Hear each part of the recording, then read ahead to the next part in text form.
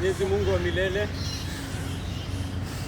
tunakuja mbele yako tena Jumapili hii ya leo kama kanisa la Pendo Huru Reform, na tunakushukuru Mungu Baba kwa kuanzisha hili kanisa na kuliongoza kwa neno lako takatifu, kulitunza kwa uwezo wako hata katika zile panda shuka ambazo tumepitia. Mungu Baba, umetuweka, umetutunza na unazidi kututumia kama chombo chako kuendeleza kazi yako ulimwenguni, Mungu wangu. Na kwa hii yote tunasema sifa na shukrani zote zirudi kwako, Mwenyezi Mungu. Tumepatana hapa tena siku ya leo, na ni tumaini letu na ni tumaini langu Mungu Baba kama mhubiri kwamba nitakapozungumza Mungu Baba kwamba neno lako litaonekana wazi, kwamba uwezo wako utadhihirika, kwamba roho wako Mungu Baba atajulikana kwamba yuko hapa pamoja nasi, anasonga katika yale maneno yanayozungumzwa Mungu Baba. Na tunaomba kwamba uwepo wako utakuwa hapa pamoja nasi hata ulivyotuahidi kwa mwana wako mtakatifu kwamba popote tunapopatana wawili watatu kwa jina lako uko hapa pamoja nasi. Kwa hivyo tunaomba kwamba uwepo wako utakuwa hapa pamoja nasi na tutanufaika kabisa Mungu Baba katika kusikiza neno lako, na tutajengeka na kuvutwa kwako hata zaidi, tukijue hata zaidi hata ile siku tutakapokuwa na tukitazamia. Naomba yote katika jina takatifu la Yesu Kristo aliye Bwana na mkombozi wetu. Amen. Warumi, wiki ya tatu tumesoma hii chapter. Warumi chapter 8 verse 12 to 16. Barua ya Paulo kwa kanisa la Roma. Warumi mlango ni wa 8 mstari wa 12 hadi 16. Na Paulo anasema hivi: kwa hiyo ndugu zangu, sisi tu wadeni, si kwa mwili ili tuishi kwa kufuata mwili, kwa maana tukiishi kwa kufuata mwili tutakufa. Lakini kama tukiyaua matendo ya mwili kwa roho tutaishi. Kwa kuwa wote wanaoongozwa na Roho wa Mungu hao ndio watoto wa Mungu.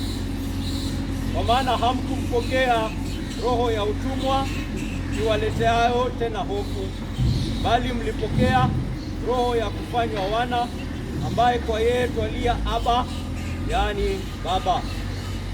Roho mwenyewe kushuhudia pamoja na roho zetu kwamba sisi tu watoto wa Mungu. Amen. Wale ambao hawajakuwa hizi wiki ambazo zimekuwa zikipita, tulianza mfululizo wa mahubiri. Yaani mfululizo wa mahubiri ni tunachagua theme fulani, mada fulani, na tunabaki hapo katika hiyo mada kwa muda fulani, wiki 5, kwa sababu tuna lengo la kuhimiza funzo fulani. Mavuli huko mahali tuko na lengo kuhimiza mada fulani, na mfululizo wa mahubiri haya tulianza kwa sababu tuliona Mungu anajenga kanisa lake la Pendo Huru na tukatukuza jina lake kwa hiyo.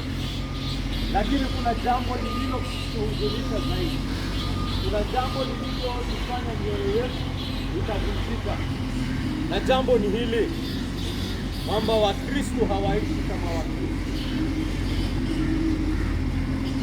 kama wale ambao wanajiita Wakristo wanaishi kama kwamba wao si Wakristo. Wakristo wanaishi maisha ya dhambi. Wakristo wanaishi kwa kufuata njia zao za mwili, njia zao za kale, na haiwatatizi rohoni, haiwasukui hata kidogo. Na tabia hii inaonekana inaenea kama ugonjwa, na tunatambua kwamba unajua mimi unaingitanga kitu kwa kutengeneza mandazi, unaweka baking powder ndogo na inaingia kwa yote, ndio hivyo ndio inaendelea. Yake ibaki hapa tukasaa. Na kama najita kieni Mungu. Kidogo hata hii hapa. Itaenea kwa kanisa lote. Ni muhimu watu watambue tunafunza nini. Ni muhimu watu watambue tunajenga watu wa aina gani. Na tutafunza kutoka wiki ya kwanza tukaonyesha kwamba lengo la Mungu katika kutuokoa, katika kumtuma mwana wake kutoka dhambi ni ili tutakaswe. Sema tutakaswe. Kwa kizungu to be sanctified. Yaani kutakaswa kumaanishwa unatengwa, unawekwa kando. Inaonekana dhahiri kwamba hawa watu wanaojiita wafuasi wa Yesu Kristo wako tofauti na watu ambao si wafuasi wa Yesu Kristo. Kuna jambo kuhusu hawa wafuasi wa Yesu Kristo ambao nimewaweka kando na wote ambao si wafuasi wa Yesu Kristo. They have been sanctified. They have been set apart. Hilo ni jambo moja kwa nini Mungu amekuokoa. Na kutakaswa pia inamaanisha unazidi kukua katika utakatifu. You continue to grow in holiness. Na nielewa nikisema hivyo, yaani haujaokolewa kutoka pingu za dhambi ndio uendelee kuishi katika pingu za dhambi. Haujaoshwa ndio upewe license ya kuendelea katika hizo dhambi. Mungu amefanya jambo kuu ili upate uwezo, ili upate nguvu kuweza kuishi maisha ambayo yanaonyesha umefanywa kuwa huru. Ili uonyeshe kwamba yule ambaye hajaokolewa ni mtumwa wa dhambi. Mimi nimevunjwa huo utumwa. Mimi huo utumwa umetolewa. I am set free. Amen. Tunaelewana ndugu zangu? Kwa hivyo yule ambaye anazidi kuishi katika maisha ya dhambi na bado yuko pale na hata hatatiziki, atambue kwamba ameokolewa kweli. Umeokolewa kweli? Tungekuwa tunasema hapa sijui sisi tumepewa uhuru kama Kenya na president wetu bado anapata amri kutoka kwa Queen wa England. Tungesema tuko huru kweli? Hata tuimbe tuko huru. Na Queen akisema hapana, amesema hapana. Rais anasema yes sir. Tuko huru kweli? Tuko huru kweli? Kwa hivyo kama wewe bado unaendeshwa na tamaa zako zinasema fanya hivi, tunasema by the way nisipofanya hivi ni. Kwa hivyo tamaa yako ya wizi inakuja unasema yes sir. Wewe uko huru kweli? Uko huru kweli? Bado wewe ni mtumwa, bado wewe ni mfungwa, bado haujaokolewa. You're still a prisoner. Amen. Kwa hivyo umeokolewa ndio baki kuwa mtumwa kweli? Kwani Mungu akona wokovu gani zaidi kama hiyo? Hiyo si wokovu ambao ninapata kwenye Biblia. Sio wokovu ninasoma hapa. Na tunaona kwamba Mungu anajua kiasi cha udhaifu wetu. Ndio maana hizi wiki zingine tukaonyesha kwamba anatambua wewe katika asilia yako, hiyo utumwa huwezi kuuza. Ndio maana anakupea asilia mpya. He gives you a new nature. Kwa sababu in your old nature you cannot. Anakupea asilia mpya kwa kuunganisha kwa Roho wake Mtakatifu kwake Yesu Kristo. Wewe na Yesu Kristo mnakuwa kitu kimoja. Hiyo ndio maana anaeleza mambo kuhusu ndoa. Unajua mafunzo kuhusu ndoa inatueleza ndoa ni nini? Mungu alitengeneza ndoa ili kuonyesha picha ya Yesu Kristo na kanisa lake. Wale wawili wanafanywa kuwa kitu kimoja. Ndio maana anaambia wake, submit to your husband as the church submits to Christ. Husbands, love your wives just as Christ loved his church. Yaani ndoa ni picha ya nini? Kristo na kanisa lake. Mumefanywa wewe na Yesu sasa muwe kitu kimoja. Sasa kiasi cha kwamba kila kitu ambacho ni cha Yesu Kristo ni chako. Kifo chake ni chako, kufufuka kwake ni wako, kiasi cha kwamba hata Paulo anasema kwa kitabu cha Waefeso, mimi saa hii nimeketi pale mbinguni. Kwa nini nimeketi pale mbinguni? Kwa sababu Yesu Kristo ameketi pale. Mimi saa hii kila kitu ambacho ni cha Baba, ulimwengu wote, all the planets, all the minerals, all the diamonds, all the cars, everything belongs to me. Kwa nini? Kwa nini kila kitu ni changu? Kwa nini kila kitu ni changu? Kwa nini kila kitu ni changu? Kwa sababu ni cha Yesu. Kila kitu ni chake na anakitumia venye anataka. Yaani anakuhakikishia hilo basi pale ni la Yesu na analitumia venye anataka. Na kwa sababu ni la Yesu pia, kama wewe ni wake, ni lako. Hauna haja ya kuitamani. Hauna haja ya kuonea mtu wivu. Anasema hata huyu pastor, you own me. Kama wewe ni Mkristo, you own me because I belong to Christ. Anasema mimi Paulo, mimi ni wenu, I am a servant to you. Because you are Christ. Everything is yours. Paul is yours. Apollos is yours. Rabin is yours. Yesu Kristo amenitoa kama zawadi. Sijui kama mnapata. Kila kitu ni chako. Umeunganishwa na Yesu kwa huyu Roho Mtakatifu. Na akafunza pale katika kitabu cha Warumi, hiyo ni kumaanisha kama hauna huyu Roho basi,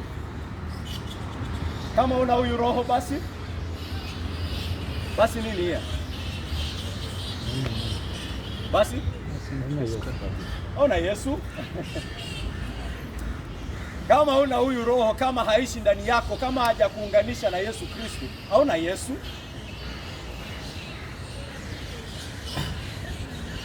You're not a Christian. Hata kama unakuja kanisa, hata kama unasoma Biblia, hata kama unafanya nini, if you are not united to this Jesus Christ, you don't have this nature in you. You are not a Christian. Na kama uko na huyu Roho, ujue basi huyu Roho huongoza watu.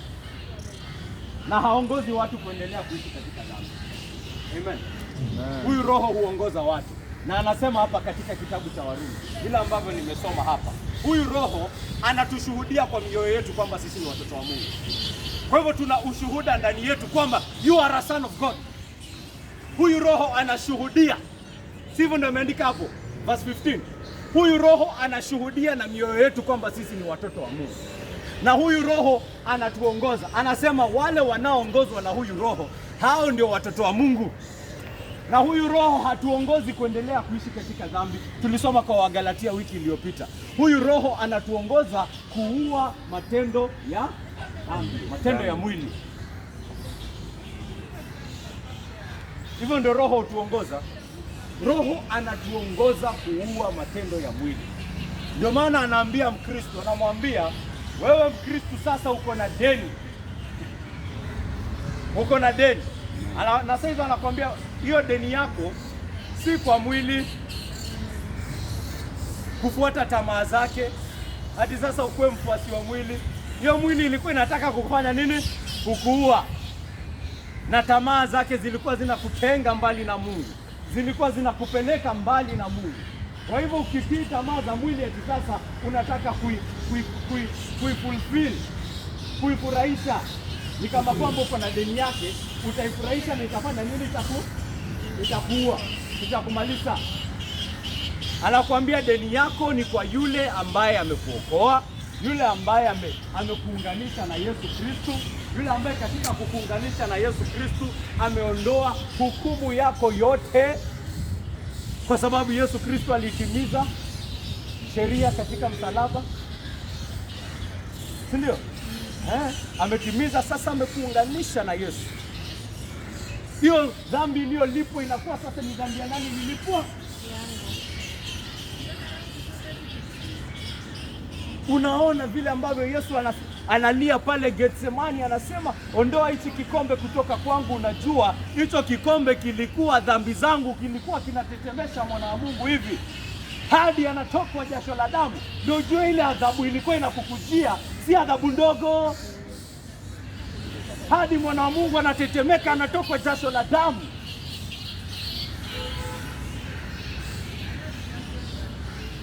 Ile adhabu ilikuwa inakuja ni thara, ni moto. Hadi Yesu Kristo anapoona watu wanamlilia tu, wanamwonea huruma, anasema mnanililia mimi, mnanililia mimi hadi kwa sababu mmeona nimetandikwa viboko hapa, sababu nimeraruliwa hapa. Usinililie mimi, lilieni watoto wenu, lilieni watoto wenu wale angalia sasa mimi mwenye sina dhambi, angalia nikilipia dhambi venye inanirarua. Angalia venye adhabu ya Mungu inanirarua mimi mwenye sina dhambi nikilipia dhambi. Na sasa yule mwenye dhambi ambaye hayuko ndani yangu, yule mwenye dhambi mwenye hayuko ndani yangu, hasira ya Mungu ikimfikia, itamfikia, itamrarua aje kama mimi nisiye na dhambi na nirarua hivi?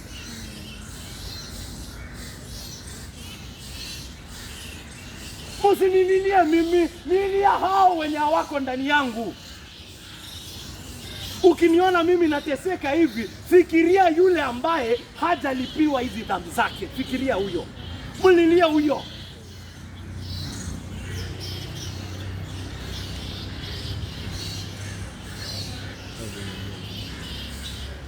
Ama unafikiri watu wanaangalia tu Yesu anapigwa hapo, machozi. Unalia nini? Unalia nini ndugu yangu? Unajua ni wewe unatandikwa.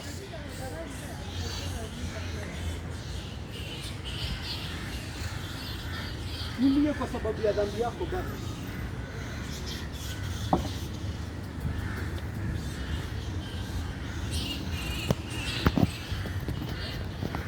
Ametupa asilia mpya, tumeunganishwa na yeye, na huyu Roho basi anatuongoza kuvipiga vita hivi dhambi. Roho anayeishi ndani yetu hatuongozi kutetea dhambi. Na tunagundua mtu wa kale yuko hayuko bwana changu? Yuko. Bado anatupatupa manguvu zake hapa pale, si ndio? Bado anajaribu kutuongoza kule. Na ndio maana unaambiwa usimfuate. Jitahadhari usimfuate. Jitahadhari usifuate tamaa zake. Jitahadhari usitimize tamaa zake, kwa sababu ukifuata tamaa zake utafanya nini? Utakufa. Biblia hata inaonya Wakristo dhidi ya njia za dhambi. Mungu ndiye ambaye amekupa uzima wa milele kwa neema yake. Na nilisisitiza wiki iliyopita, uzima wa milele ni neema ya Mungu. Hatupati uzima wa milele kwa sababu tunapigana na dhambi. Hatupati uzima wa milele kama malipo ya kupigana na dhambi. Sijui kama tunaelewana. Mtu asifikirie ati anapigana na dhambi sasa ndio Mungu amlipe kwa kumpa uzima wa milele. La hasha. Uzima wa milele tulipata kwa kufanya nini? Kumwamini yule ambaye alilipia dhambi zetu. Lakini barabara ya kufika pale pia imekuwa set, si ndio? Na barabara hii ni gani? Kupigana na dhambi kupitia msalaba wa Yesu Kristo, kupitia Roho Mtakatifu. Amen. Amen. Na hii ni vita tuliingia hapa last week. Hii ni vita mtu anapigana naye hadi huyu mwili akufe. Kwa hivyo so long as huyo mwili yuko hai, hiyo kumaanisha hiyo vita bado iko. Hiyo vita bado iko. Ukitulia, ukifikiria ati sasa mambo yako sawa, yametulia, anaamka when you least expect. Anaamka when you least expect. Huyu ni adui wako mwenye anaishi na wewe na anakujua. Anajua zile vitu zenye wewe upenda. Anajua tamaa zako, anajua weaknesses zako, anajua venye anaweza kuconvince. Mkristo anajua haya mambo yote. Unajua kama kuna Mkristo hapa anaelewa hivi vitu. Sababu vile ambavyo Paulo anafunza, Mkristo ni kama kwamba ako na watu wawili ndani ya mtu mmoja. Mkristo ni kama kwamba ako na watu wawili ndani ya mtu mmoja. Hivi ni vitu ambavyo Mkristo anajua. Roho anamuongoza njia fulani, na mwili njia zake za kale bado zinamuongoza njia fulani, na wote hawaelewani, wote wako katika vita. Na maana Mkristo anaambia, unaona huyo, fuata huyo uone kama utakufa. Lakini kama wewe ni Mkristo na una huyu Roho anakuongoza, na anasema wale wanaoongozwa na Roho, hao ndio watoto wa Mungu. Wenye wanaongozwa na Roho anawavuta na wao wanavutika, na Roho hutuvuta kuchukua sword na kuua matendo ya mwili. So jiulize ndugu yangu, unapigana vita na matendo ya mwili? Angalia unaniambia mimi you think I'm the one judging? You think I'm the one judging you on that day? Na kuuliza ujikague.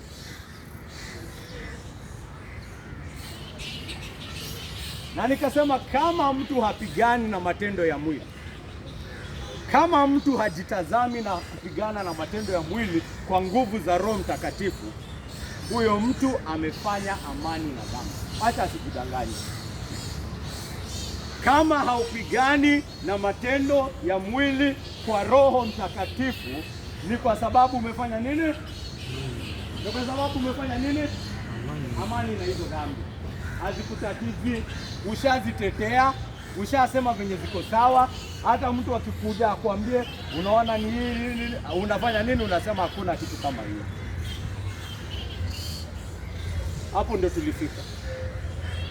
Na nikasema hii wiki niligundua nimefunza kitu.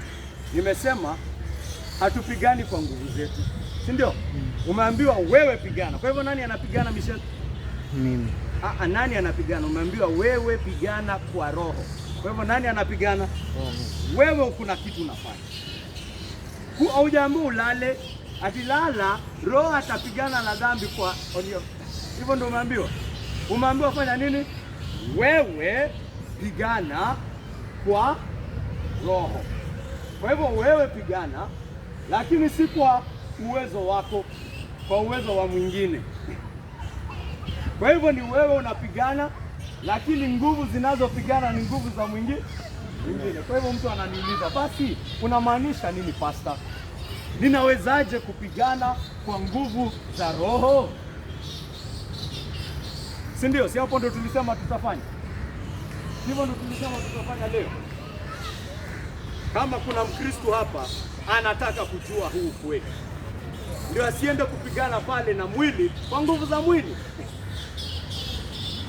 Waweza kuwa unajaribu kupigana na mwili na nguvu za mwili. Umeshinda dhambi moja, kumbe ni kiburi umeongeza. Sasa unaanza kudharau watu wengine ambao hawako kama wewe. Umepigana na dhambi moja, kumbe ni kwa kudivert hiyo nguvu ya hiyo dhambi kwa dhambi nyingine. Umeacha kukua mwenye matusi, sasa umekuwa mwenye chuki, mwenye wivu, mwenye masengeni. Umetoa nguvu hapa ukaipeleka kwingine, unaidivert. Hivyo ndio watu wanaambiwanga kwa ulimwengu. So ukiona unapenda kupiga watu sana, ukuwe boxer.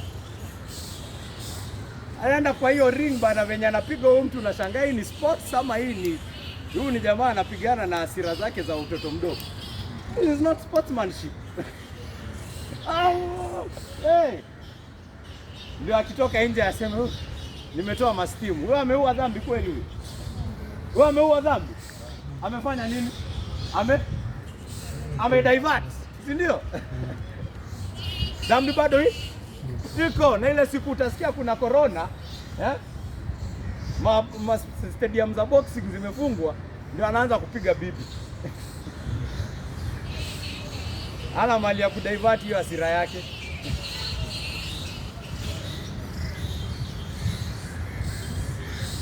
Kwa hivyo ni muhimu tuhakikishe hatupigani na mwili kwa nguvu za mwili, si ndio? Kwa hivyo tunapiganaje? Utaruka hii mwanzo nilikuwa nataka kusoma kuonyesha kwamba neema ya uzima wa milele ni ya Mungu, lakini yeye pia ndio ana set njia. Hata nitasoma tu moja, hiyo Mwanzo chapter 18 verse 18 to 19. Sasa nitasoma hiyo kwa sababu nitaiweka hapa. Mungu anamwambia Abrahamu hivi,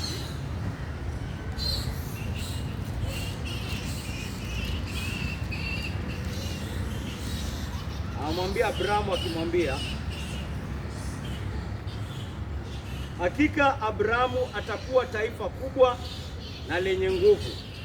Kupitia kwake mataifa yote ya dunia yatabarikiwa. Kwa maana nimemchagua yeye ili awaongoze watoto wake na jamaa yake kufuata njia ya Bwana, kwa kuwa waadilifu na kutenda haki, ili Bwana atimize ahadi yake kwa Abrahamu. Nasikia venye Mungu ameongea na Abrahamu hapo. Amesema umebarikiwa kwa sababu nimekuchagua wewe ili ufanye nini? Uishi hivi. Na katika wewe kuishi hivi niweze kutimiza ahadi yangu kwako. Unaona hapo msingi ni ahadi ya Mungu, si ndio? Lakini amemchagua Abrahamu ili atembee hii njia ambayo kupitia hii njia ahadi zinafanya nini? Zinawekwa. Na tukifika hata kwa Isaka, hapa tunasoma Mungu akiongea na Isaka. Anamwambia Isaka, ninakubariki kwa sababu baba yako aliishi venye nilimwambia ishi. Na mali nyingine anaenda anamwambia ninakubariki kwa sababu nilimwahidi baba yako nani? Abrahamu. Kwa hivyo niyo ahadi tu bado inaendelea. Niyo ahadi inaendelea, lakini ile ahadi kutimizwa, Mungu pia ameweka njia ya hiyo ahadi. Sijui kama mnaona Wakristo, hiyo ndio picha nilikuwa nasema. Uzima wa milele umepewa katika Yesu Kristo, lakini njia imewekwa, na njia hiyo ni kupitia kuongozwa na Roho na kuyaua matendo ya mwili. Amen. Hiyo ndio njia. You must walk that road. Hatuwezi tarajia sisi kama kanisa la Pendo Huru tutapata baraka kama bado watu wanaongozwa na mwili. Hawezi tarajia wewe kama Mkristo ahadi za Mungu zitaonekana na ule uhai wa Mungu na uwezo wa Mungu katika maisha yako yataonekana waziwazi kama bado unaongozwa na mwili. Utawendaje kwa Mungu kumlilia atimize ahadi zake kwako wa ilhali bado unaongozwa na mwili? Sijui kama mnanipata. Utaendaje kwa Mungu kumlilia sijui nipe hii ahadi, nipe hii ahadi, na wewe juhudi zako zote hakuna juhudi ya kupigana na matendo ya mwili? Utawezekanaje? Tukasema hii ndio test ya Mkristo. Hii ni real test ya Mkristo. Wengi wanasema mimi ni Mkristo, ninasoma Biblia. Mimi ni Mkristo, ninakuja kanisani. Wewe ni Mkristo unayeongozwa na Roho kuua matendo ya mwili? Huyo ndio Mkristo wa kweli. Huyo ndiye anayeongozwa na Roho. Je, Roho anakuongoza kuua matendo yako ya mwili?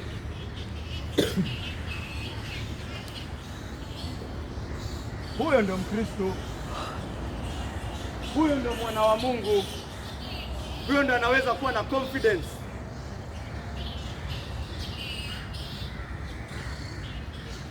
Tunaongozwa aje na Roho?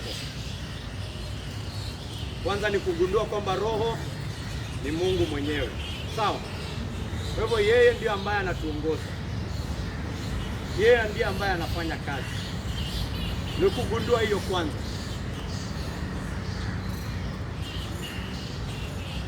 Roho ni Mungu.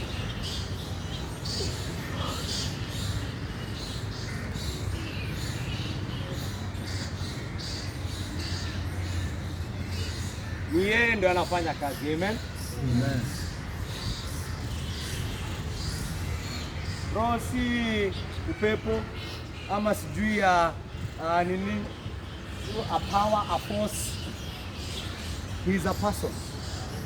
Okay? The third person in the Holy Trinity. Ni nafsi. Ana malengo, ana nia, ana mwongozo, ana maneno. Hivyo ndo tunamsoma katika Biblia. So that is one thing we realize. Roho ni Mungu. anafanya kitu. Kitu kingine nitawaambia, silaha yake ni neno lake. Roho anafanya kazi katika maisha yetu na anatumia silaha fulani. Kwa makini, naomba uwe makini. Maneno muhimu sana yanazungumzwa hapa. Anatumia silaha fulani. Silaha yake ni gani? Waefeso 6:7. Mtu anisomee.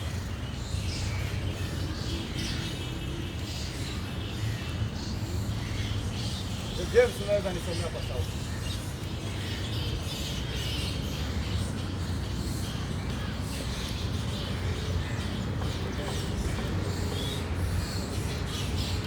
Roho ndiye afanyaye kazi na anatumia silaha fulani. Waefeso 6:7. Kwa sauti. No, Ephesians chapter 6:7. Kama ni mimi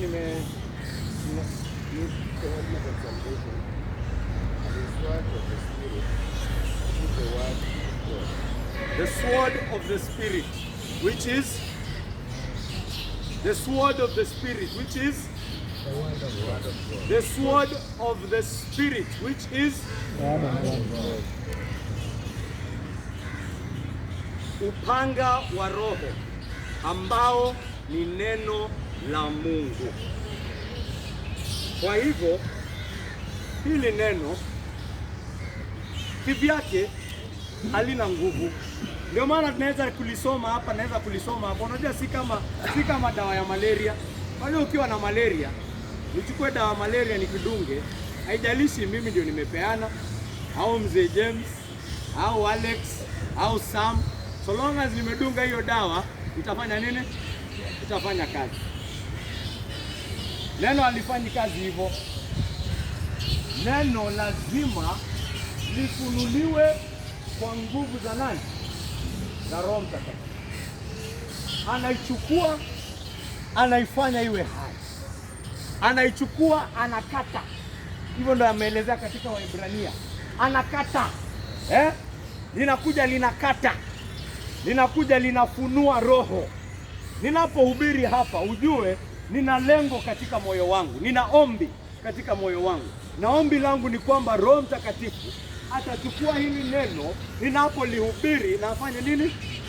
Alifunue kwa roho ya mtu. Kama ninahubiri hapa na unasikia neno la Mungu linakata, ujue ni rabini. Ni rabini? Si rabini. Ni nani? Roho wa Mungu anafanya. Anafungua, unashangaa. Rabini alijuaje ninakuanga na dhambi kama hizo? Unasikia unahukumiwa. Ni rabini. Kuna jamaa nishaihubiri hapa, ninahubiri, anakuja baadaye. Alinikasirikia sana. Anakuja ananiambia, rabini, wewe uliniona nimekuja hapa, ukaanza kuamua kunihukumu, ukaanza kuamua sio kuniletea nini? Rabini, kwani wewe naambia, ndugu yangu, mimi ninajua maisha yako wapi. Mimi ninajua maisha yako wapi. Mimi nimehubiri neno, anaanza kuniambia ninataka kuona hiyo karatasi yenye unatumianga, kwa sababu ninaona uliona nimekuja ukageuza hiyo sermon ati sasa ukaanza kunilenga mimi.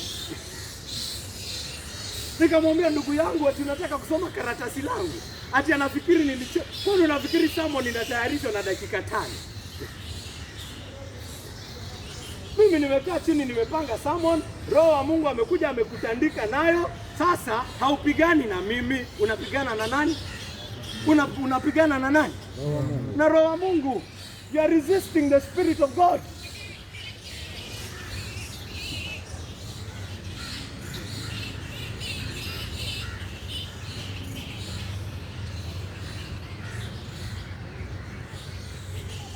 Amen. Amen. Anatumia neno lake. Ndio maana unaona hata katika Yohana 17:17 Yesu Kristo anapoombea wafuasi wake, anaombea kutakaswa kwao. Na anaomba hivi, uwatakase kwa ile kweli.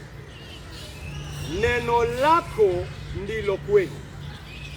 Watakase kwa ile kweli. Neno lako ndilo kweli. Sanctify them with the truth.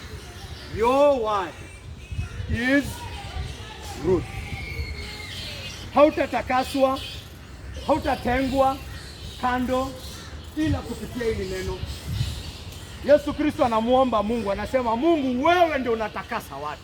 Watu hawajitakasi wao wenyewe, wewe ndio unawatakasa. Ni kazi yako, ni nguvu zako, ni uwezo wako. Ndio maana ninakuomba hawa wafuasi wangu uliowachagua wafanye nini? Watakase. Kwa nini? Kwa ukweli. Na neno lako ndio kweli. Kwa hivyo hili neno ndio analitumia kutakasa watu. Hili neno ndio anatumia kutakasa watu. Unataka kutengwa. Unataka kutengwa uwe kama kwamba wewe na ulimwengu hamfanani kabisa. Na kuambia hakuna njia ingine, ni hili neno. Na kama unapigana na hili neno, wewe na mtu ambaye si Mkristo hakutakuwa na tofauti. Hakuna kutakaswa itakuwa imefanyika hapo. Wewe na ule mtu mwingine mtakuwa ni the same. Wewe na mtu ambaye si Mkristo mtakuwa ni the same. Yote mnafikiria nyinyi ni watu wazuri, lakini hakuna tofauti kati yenu. Hakuna tofauti kati yenu. There's nothing special. Mtu anakuambia mbona nifuate Yesu wako? There's nothing that you can achieve with your Jesus that I am already not achieving without him. Sivyo ndio Yesu Kristo anakuja hata anafunza wafuasi wake. Anawaambia, sasa nyinyi mkipenda wale watu wanawapenda peke yake, tofauti yenu na watu wengine iko wapi? Hata watoza ushuru wanafanya hiyo. Watoza ushuru wakati wa Yesu Kristo walikuwa wale watu watenda dhambi kabisa kabisa, yani wanadharauliwa, wako chini ya society kabisa. Anasema nyinyi na watoza ushuru sasa hakuna tofauti. Hakuna tofauti. Lazima ufanye jambo ambalo mtoza ushuru akikuona anakuambia hakika wewe na huyu mambo yako ya Yesu ninaona kuna kitu. Ninaona kuna kitu.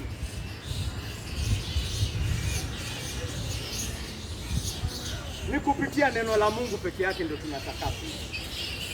Katika Timotheo, 2 Timothy chapter 3 verse 16. Anaandikia Timotheo hivi, anamwambia kila andiko limevuviwa na Mungu na lafaa kwa mafundisho, kwa kuwaonya watu makosa yao, kwa kuwaongoza na kwa kuwafundisha katika haki. Kila andiko limefanya nini? Limevuviwa na Mungu. Every scripture is God breathed. Every scripture is the breath of God. Has the breath of God in it. Every scripture, kuanzia Genesis, Exodus, Leviticus, Numbers, Deuteronomy, Joshua, Judges, 1 Kings, 2 Kings, 1 Samuel, 2 Samuel, 1 Chronicles, 2 Chronicles, hivyo zote, maandiko yote ni God breathed. Na kama kuna mtu anamfuata Yesu Kristo, atagundua Yesu Kristo akifunza, alikuwa anafunza akitumia maandiko. Yesu Kristo alikuwa anafunza na maandiko. Hii Old Testament anaquote Genesis, anaquote Deuteronomy, anaquote Samuel hapa. Kwanza Yesu Kristo aliquote I think almost all scriptures. All books of the Bible Jesus quoted. Anaquote Isaiah, anaquote Micah pale. Aliquote kila kitu. Kuonyesha kwamba anagundua authority ya scripture. Kama Yesu Kristo anagundua authority ya scripture, wewe ni nani? Uko juu ya Yesu Kristo? Uko juu ya Yesu Kristo?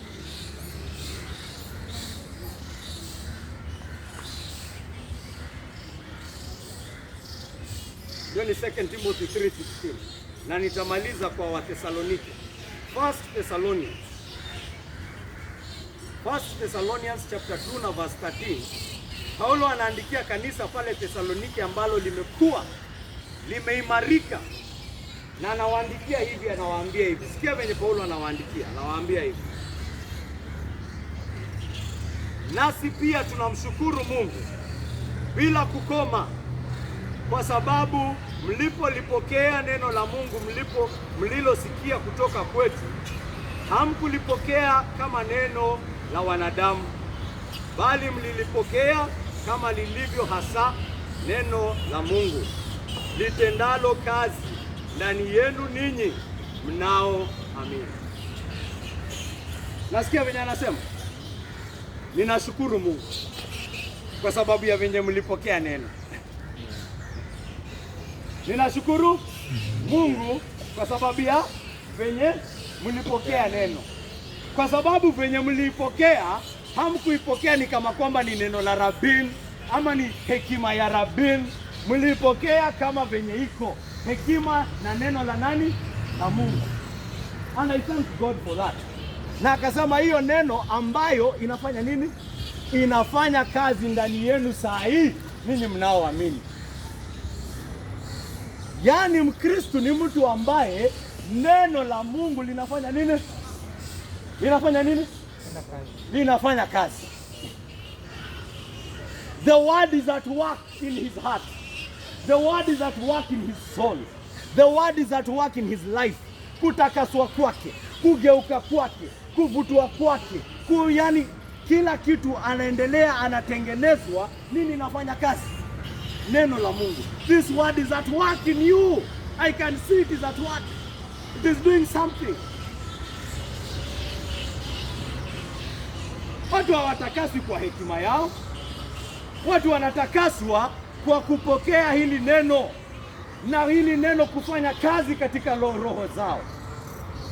Na hili neno likikuja kwako na unaona kuna kazi inajaribu kufanya na hautaki hiyo kazi ifanyike, unapigana na neno. Unapigana na yule ambaye anashika hiyo neno kama sword kwa mkono wake, ambaye ni Roho wa Mungu.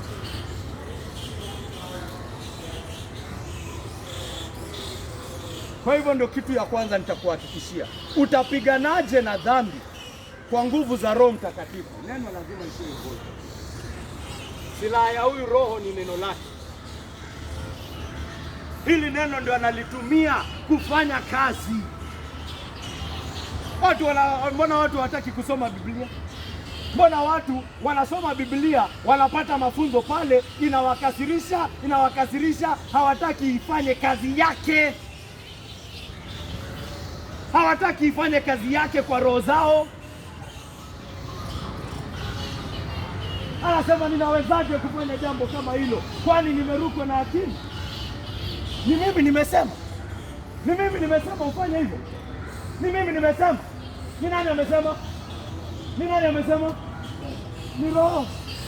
Ama unapopatana na neno ambalo linakukanganya, ambalo lazima lifanyike, unakaa chini unasema, kwa sababu hili neno linanikanganya, kitu nitafanya, nitararua hiyo page ya hiyo Bible. Hai-exist hiyo. Hiyo hai-exist.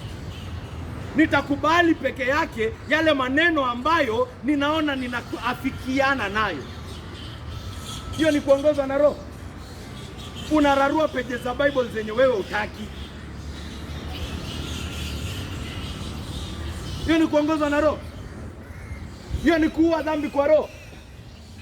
Page ya Bible yenye ambatani na wewe. Nakwambia Yesu Kristo mwenyewe anasema, mnaniita Bwana, mnaniita Bwana, mnaniita Bwana, lakini nikiwaambia mfanye kitu hamtaki kufanya. Wewe ni Bwana wa aina gani? Wewe unaweza kana na nini mfanyikazi kama huyo? Wewe unaweza kana mfanyikazi kama huyo Edu? Unamwambia oshe hiyo veranda. Anasema alafu anaenda nakaa chini anafungua redio yake. Unaweza kana mfanyikazi kama huyo? Alafu akikuona anakuita boss, kazi yake ni kukuita boss na hataki kufanya kitu unafanya. Unamwambia fanya. Unaweza kana mfanyikazi kama huyo? Yesu Kristo mwenyewe anashangaa. Anasema kazi yenu ni kukuja church, kuniita Bwana, ati mnasoma Biblia yangu, lakini nikiwaambia mfanye kitu mnararua hiyo page. Mnasema hakuna kitu kama hiyo. Kwani nimechizi? Unararua pages za Bible zenye hazikufurahishi. Hiyo ni kazi ya Roho Mtakatifu kweli? Hiyo ni kukubali neno la Mungu lifanye kazi katika roho yako kweli?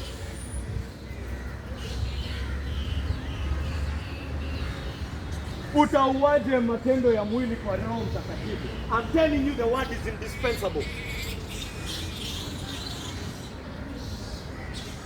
Unapata neno linakukanganya, unafanya nini?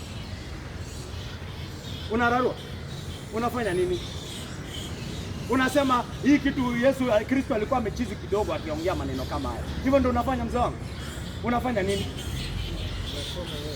Unasoma na unajaribu kuelewa alikuwa anamaanisha nini akisema hivyo. Sababu Yesu si chizi. Roho Mtakatifu si chizi akikwambia maneno haya. Ako na lengo. Na lengo litaonekana pale. Kwa nini si ameongoza mtu aandike? Ukisoma hapo utaona maana yake. Si ndio? Kaa chini, waza, soma tena. What did Jesus Christ mean when he tells me when you are slapped on one side, turn the other cheek?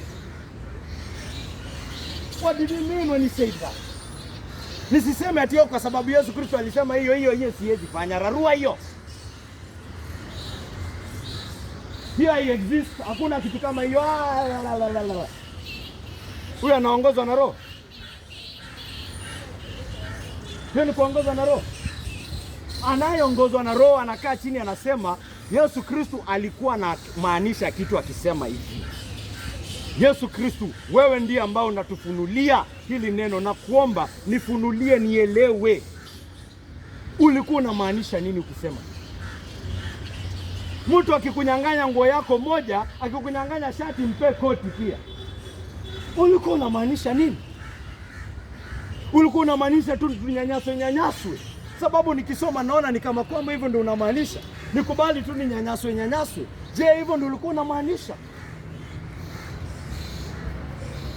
Ama kuna jambo fulani unaongea kuhusu uhusiano wangu na adui wangu? Kuna jambo unamaanisha nini katika uhusiano wangu na adui wangu, na niambia akininyang'anya shati nimpe koti pia?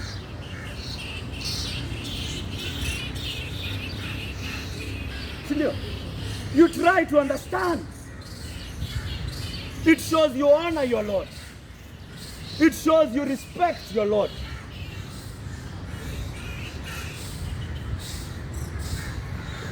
Wale vile watu wanahusiana na maneno ya Mungu, inatuonyesha kiasi cha submission yao. Kuna watu hapa hawaja submit to the word of God.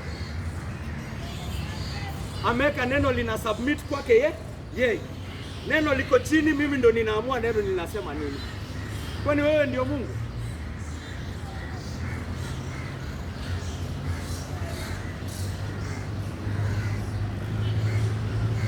Silaha yake ni neno. Anayepuuza neno la Mungu hawezi kutakasika inavyofaa. Anadharau chombo cha kutakaswa kwake. Tunaposoma neno, tujitahadhari dhidi ya hii na tutie bidii ili kugundua neno Roho anamaanisha nini, na tuwache neno lifanye kazi katika roho zetu. Kwa hivyo ni jambo kubwa, lazima nitasisitiza. Alafu nitapeana 2 more points. Tutaendelea wiki ijayo. Point ya kwanza, nyingine ya pili ni Roho anatufunulia ukuu wa Mungu. Kumbuka hii mambo yote ninayoenda kuongea baada ya hapa, silaha ambayo ni nini? Silaha ni nini? Neno. Hizi mambo zote ninazoendelea kuongea kutoka hapa, Roho ataitimiza akitumia nini? Neno lako.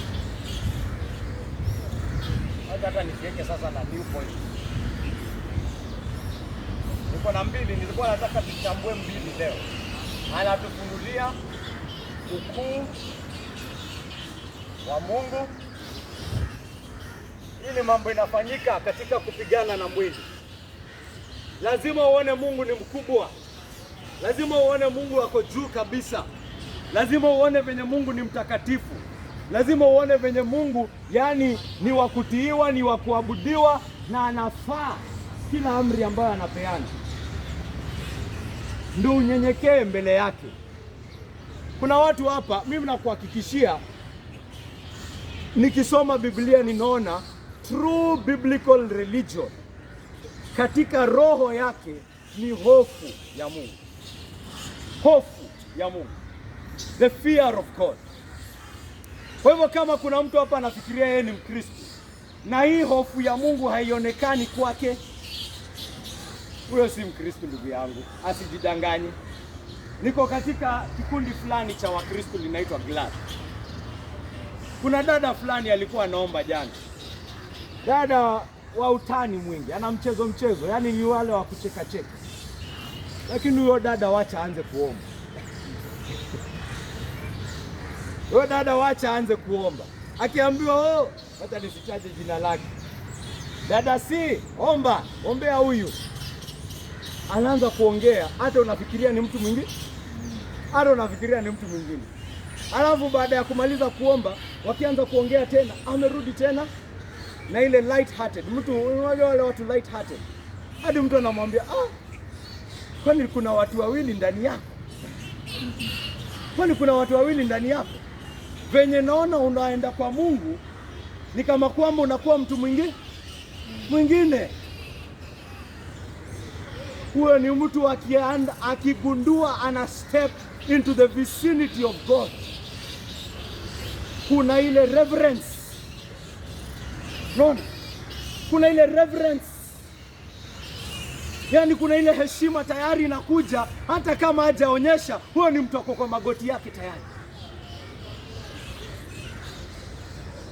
Hakuna kucheka ati utani. Hakuna atio. And I realize I am stepping into the presence of the Almighty God. The God of gods, the Lord of lords, the creator of heaven and earth. Malaika wenyewe wanamuona, wanamsifu, wanamtukuza, hawawezi hata kumtazama. Wanafunika uso zao, hawawezi kumtazama. Wanalia, wanasema mtakatifu, mtakatifu, mtakatifu. Wanalia na sauti zao hadi mbingu zinatetemeka. Malaika wakuu, maserafi.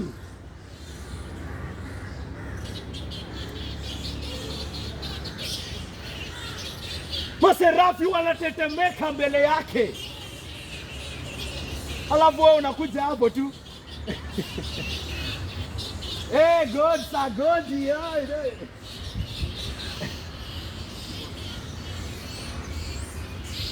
Hakuna hofu. There is no fear of God. Mungu akisikia neno la Mungu limekuja, anaanza kubishana na Mungu. Anaanza kubishana na Mungu. Ati Mungu alisema ataangamiza ulimwengu yote. Ataangamiza aje? Unalala. Ataangamiza ulimwengu aje? Ati Mungu anasema atashinda ulimwengu mzima na kutumia Injili. Tangu lini si Injili imehubiriwa?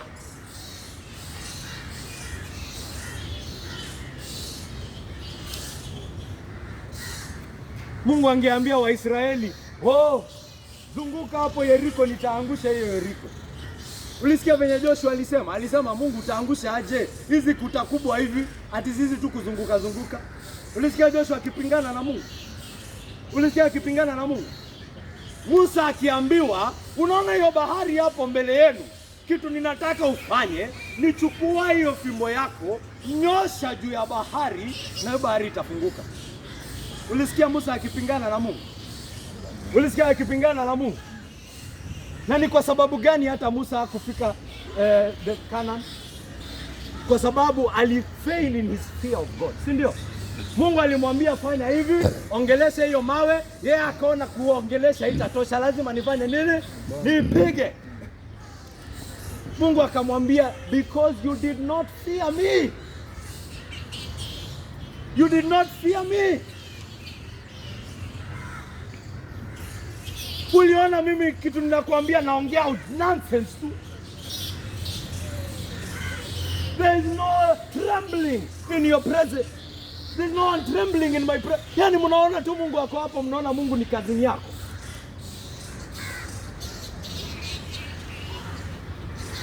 Hawana hofu ya Mungu kwa macho yao.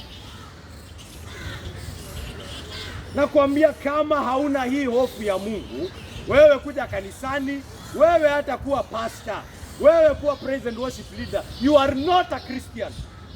You are devoid of everything that is in practical Christian religion. You are not a Christian. Angalia maisha yote ya all the great saints and see what they are. Wakisimama mbele ya Mungu. Hata huyu Petro wakati alianza kugundua Yesu Kristo ni nani, alimwambia nini? Ondoka mbali nami, ondoka mbali nami, mimi ni mwenye dhambi.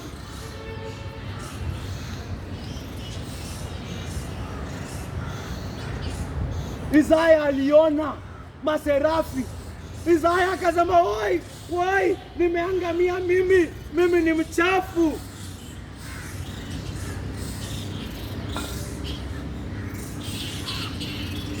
Hata Yakobo Mungu amekuja kumwambia kuhusu ahadi. Kuhusu ahadi yake anamwambia mimi ndio nitakuchunga na nitakurudisha hapa. Wakati anatoroka brother yake Esau. Na wakati aliona hiyo ladder kwenda heaven na kurudi, alipoamka ikasemekana nini? Jacob alitremble. He trembled. Akasema surely God is in this place.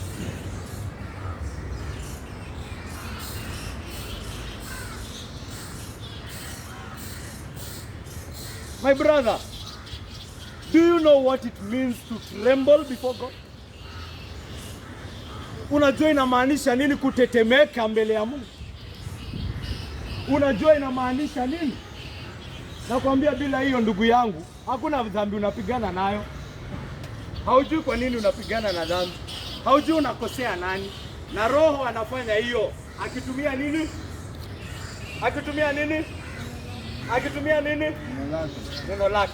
Kwa hivyo ninakuambia ndugu yangu, unapoenda kusoma Biblia yako leo, omba Mungu akufunue macho yako. Na ukisoma Biblia yako, anza kujiuliza moyoni mwako. Sema leo ninasoma Leviticus 3:4-5. Ukisoma hiyo Leviticus, kama swali unajiuliza. Usema, hili neno linanionyesha nini kuhusu Mungu? I want to know God.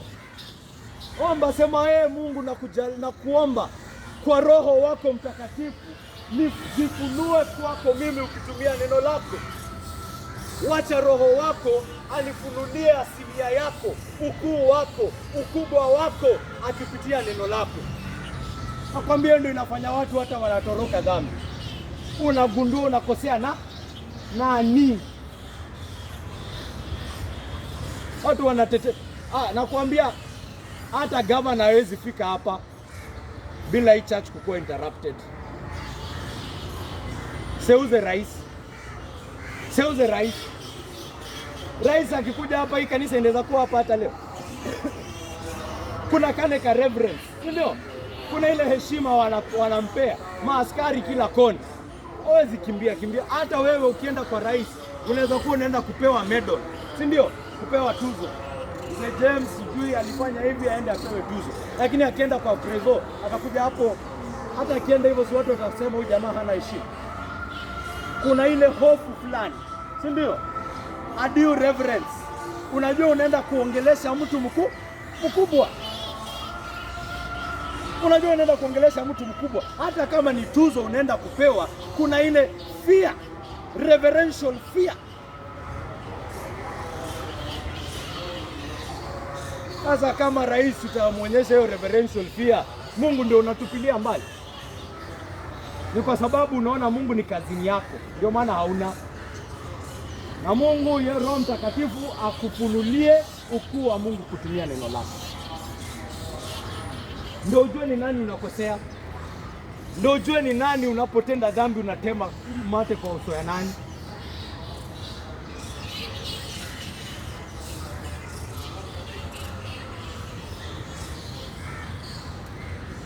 Na la pili nitafungia hapo siku ya leo.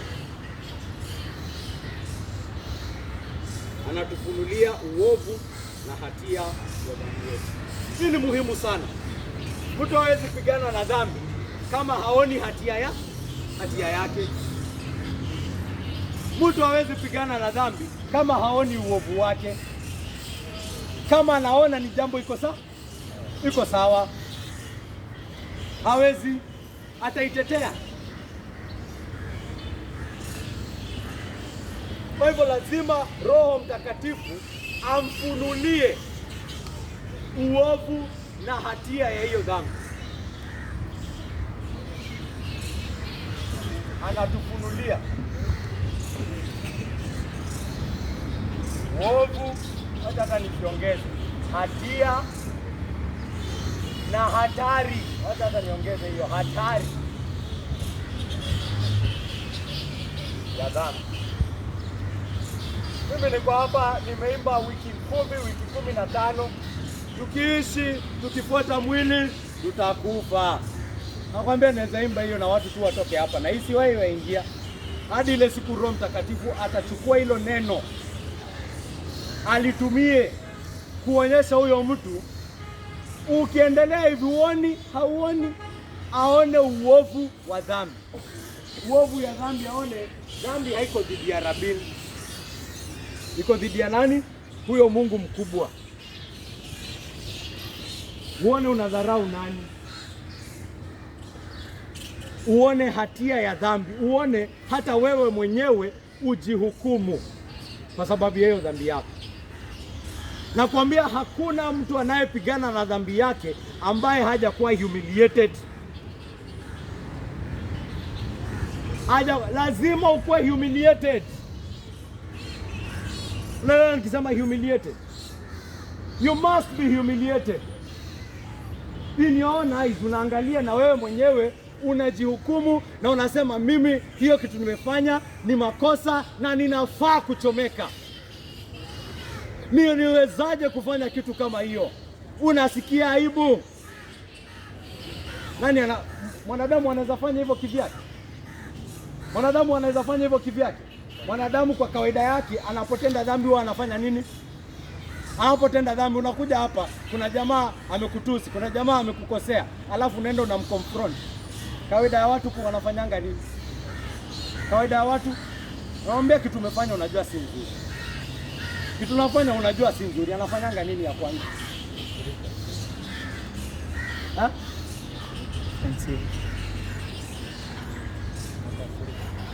Kwa nini anakasirika?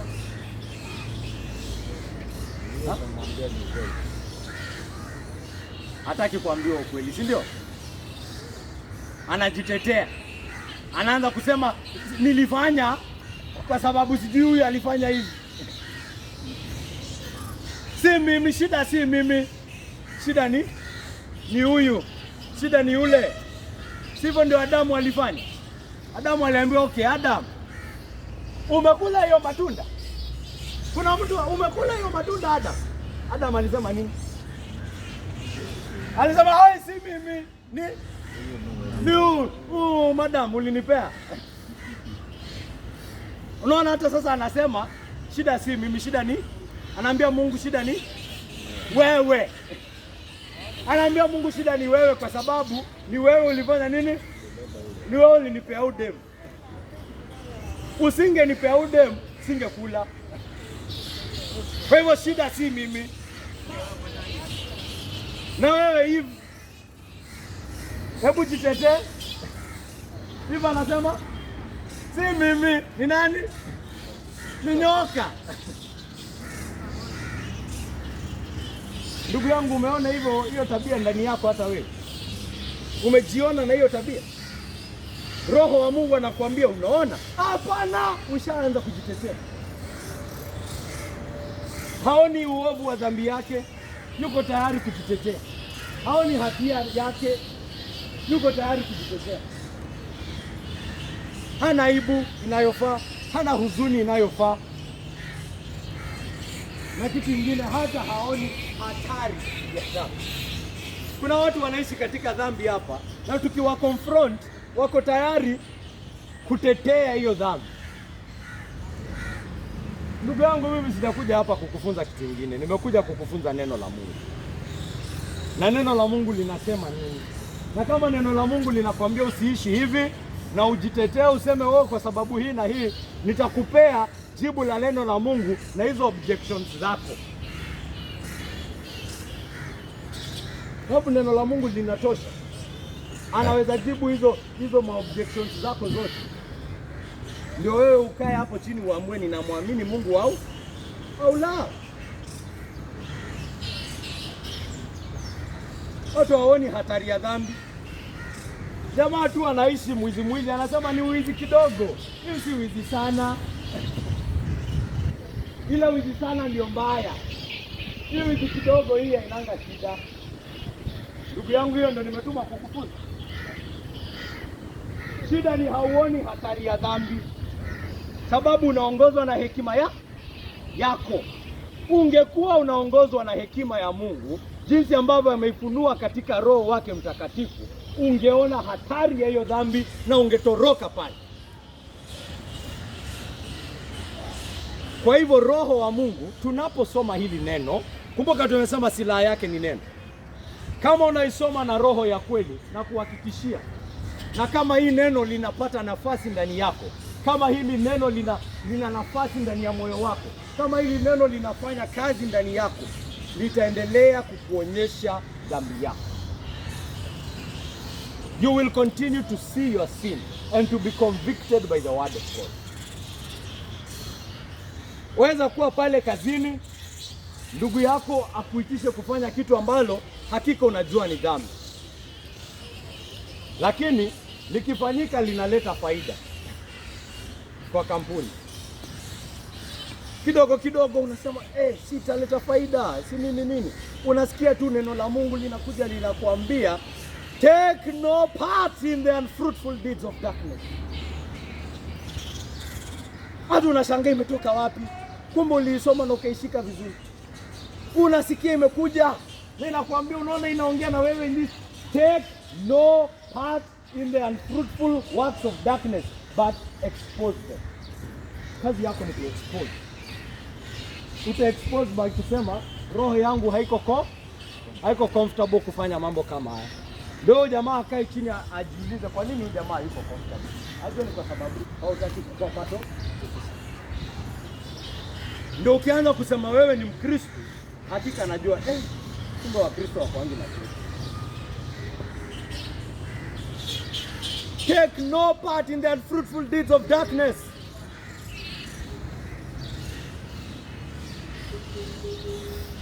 Umeanza kukasirikia rafiki yako, sijui amefanya nini, unasikia love is patient, love is kind.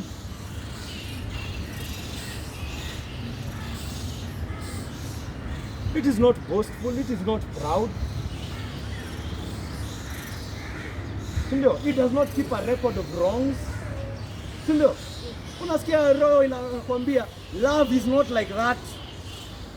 Haiweki kumbukumbu ya maovu. Ati ulinifanyia hivi last week. Haiweki hiyo uchungu, haiweki.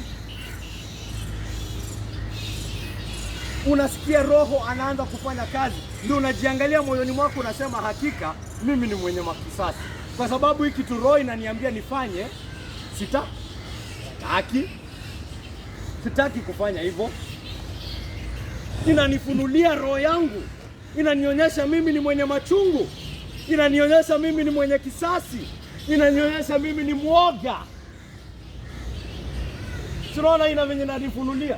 Kwa nini Rabina hutaki kusimama dhidi ya bosi wako? Ndio unajua ni mambo haifai, sababu wewe ni mwoga. Kwa nini hutaki kuamini Mungu? Unaogopa bosi wako, hauogopi Mungu. Kwa hivyo unafikiria bosi wako ni mkubwa kuliko Mungu. Haujaona Mungu basi bado. Haujamjua Mungu bado. Ungemjua Mungu, ungejua huyu bosi wako is nothing.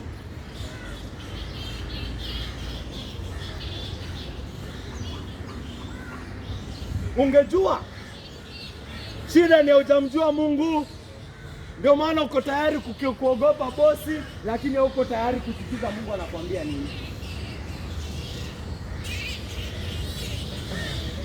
Shida yako hujamjua Mungu. Yesu Kristo anakuambia wewe unaogopa yule mwenye akikasirika na wewe atakumaliza hiyo mwili. Akisha kumaliza hiyo mwili, nini ingine? Hakuna kitu anaweza fanya. Yesu Kristo anakuambia Wacha nikwambie mwenye mnafaa kuogopa. Mwenye akikasirika na wewe anaweza kumaliza hiyo mwili, na baada ya kumaliza hiyo mwili bado hata roho anaweza angamiza. Bado hiyo roho bado anaweza itesa vibaya sana. Alafu anakuambia hakika na kuambia fanya nini? Ogopa huyo, ogopa huyo. Wacha nikwambie wa kuogopa. Mwanadamu tuko na hiyo kitu ndani yetu. Kuna watu hata hawaogopangi kitu. Unawapata wako na tamaa ya hofu. Kuna watu wako na tamaa ya hofu. Ndio maana anaenda kuwatch horror movie pale. Anataka kushtuliwa. Si ndio? Anataka kushtuliwa na kitu. It is in our nature. We have to be afraid of something. It is there. Ndio maana mtu anapata furaha katika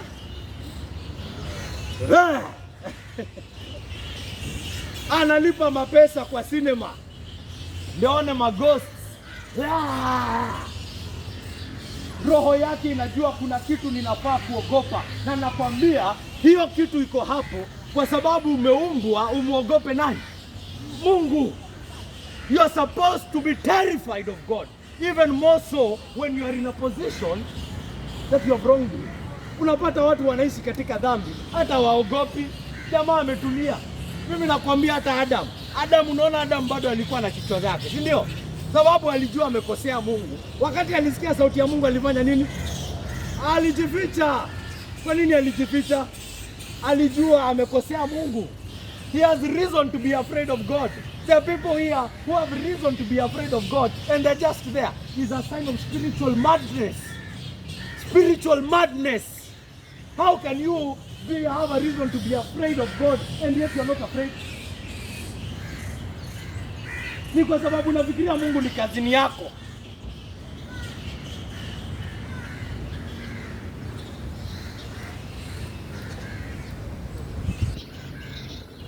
Beste yako mwenye mnapiga utani hapo kwa bench.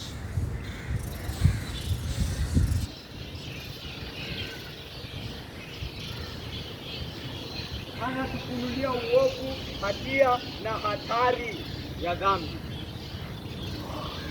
Tutetemeke, tuaibike, tunyenyekee, tumkimbilie atuokoe.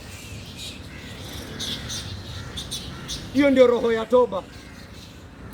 Tu kutubu si kusema nimetubu. Ndugu yangu, lazima ujue hatia ya hiyo dhambi umetenda. Ndugu yangu, lazima ujue uovu ya hiyo dhambi umetenda. Hiyo ndio roho ya toba. Toba si kuenda tu kwa Father. Wengine wanaambia enda kwa Father, sema oh bless me Father for I have sinned. Oh nini I have done this. Moyoni mwake hakuna uchungu, hakuna aibu, hakuna hatia. Na kitoka pale anasema nisha confess, kwa hivyo nishasamehewa. Rohoni mwake tayari hata hizo tamaa zishaanza kuongoza akitoka hapo. No repentance. Is that repentance? Is that repentance?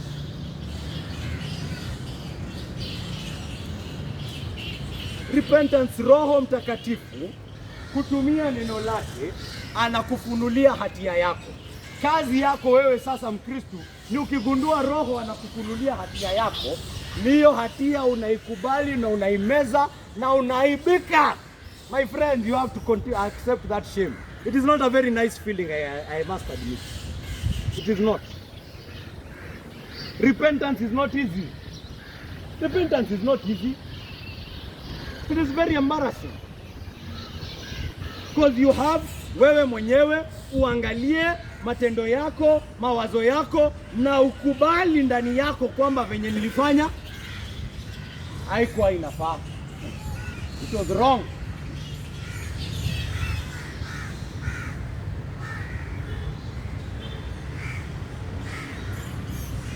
Na usikie aibu.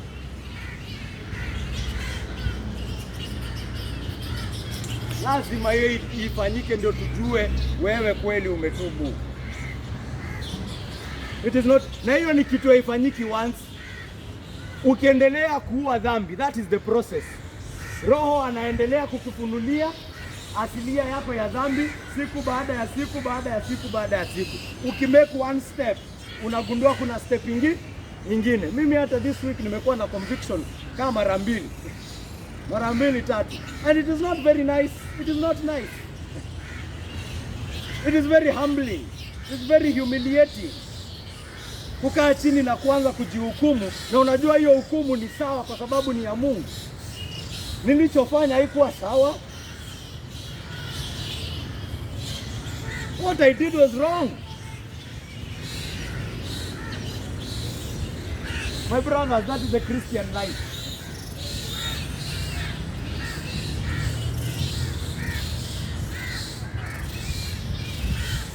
Na ninagundua I am lazy or something of that sort. I am lazy.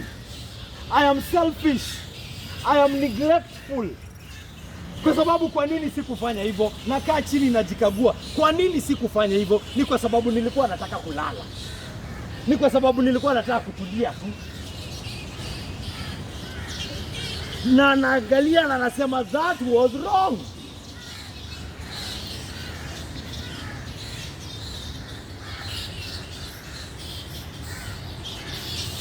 Na ninasikia aibu. Na nalilia Mungu, naomba Mungu, hii aibu fanya nini? Niondolee haki. Nioshe, nisamehe. Nitulize moyo wangu. Paka damu ya mwana wako juu ya roho yangu tena, ili nipate amani. Wash me again. Hata sasa ndio ninaelewa kwa nini Yesu lazima angetandikwa hivyo. Kwa sababu hii kitu nimefanya, ninafaa kutandikwa. Kitu nimefanya ninafaa kutandikwa. It is wrong. It is very wrong. Now I start understanding why Jesus had to die. Kwa sababu Mungu akinisamehe hizi vitu tu kila siku hivi, ulimwengu utakuwa kivipi? Ndio ninaanza kuelewa lazima kwa nini mwana wa Mungu akatandikwa. Ndio mimi niweze kupata amani wakati kama huu. Na hizi dhambi zangu kama hizi.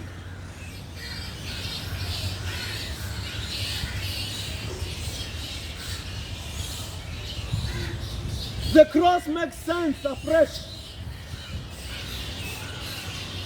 Kazi ya Roho Mtakatifu huyo, ndugu yangu.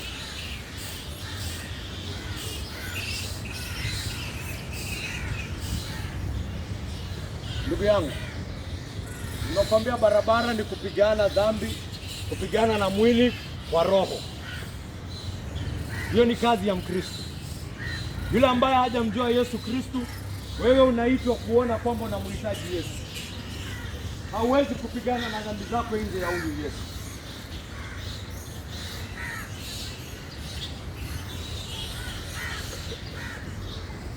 Muamini Yesu siku ya leo. Ona udhaifu wako. Ona unahitaji usaidizi wake. Njoo kwake. Ona kwa nini alikufa kwa ajili yako. Ione. Uione na uikubali. Na Mkristo uiishi. Si wewe umeiona, unasema umeiona na umeikubali. Now live it. Let us see.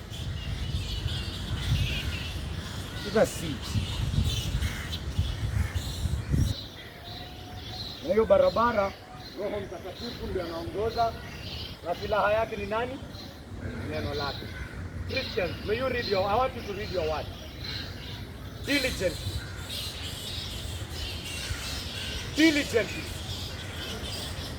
Roho kitabu si ya kufunguliwa once a week. Hii ni chakula ya Mkristo. Hii ndio Roho anatumia kukuhakikishia wewe ni Mkristo. Kuna wengine hapa wamejihakikishia mioyoni mwao kwamba wameokoka. Sio wewe unajihakikishia, hiyo ni kiburi. Ni Roho wa Kristo ndio anakuhakikishia wewe ni Mkristo. Na anakuhakikishia akitumia nini? Neno. Unapata kuona neno lake linafanya kazi katika maisha yako. Hey my brothers, I want you to read your Bible every day. every day. Siku isipite kama hujasoma neno. Kuwa na mpango, tayarisha plan. Read the whole Bible. Read it slowly. Read it quickly. Digest. Soma na ndugu yako. Soma na dada yako. Soma na watoto wako. Soma na mke wako. Soma na mume wako. Waza pamoja. Jadiliana pamoja. Neno linatufunza nini? Na ukue. Wacha Roho afanye kazi katika hayo yote. Mungu abariki kuhubiriwa kwa neno lake. Mungu wa milele, tunakuja mbele yako asubuhi hii ya leo tukikushukuru na tukikutukuza kwa wema wako na kwa neno lako takatifu ambalo umetujalia. Mungu wangu, asante kwa ile kazi ambayo unafanya katika kanisa la Pendo Huru, kwa wema wako, kwa neema yako Mungu Baba. Tumehubiri neno lako na ni tumaini letu Mungu Baba kwamba umetusikia tukikulilia, kwamba utachukua neno lako na utalitumia kama silaha mkononi mwako kufunua roho za wengi, kuwafunua dhambi yao na kuwafunua kwamba wanahitaji damu ya mwana wako Yesu Kristo. Na Mungu Baba, kuwaongoza wengi katika hivi vita dhidi ya dhambi hata ile siku ambayo tutakuona uso kwa uso. Na kushukuru na nakutukuza. Naomba kwamba utaendelea kujidhihirisha katika maisha yetu kwa kila njia. Naomba haya yote katika jina takatifu la Yesu Kristo aliye Bwana na mkombozi wetu. Amen.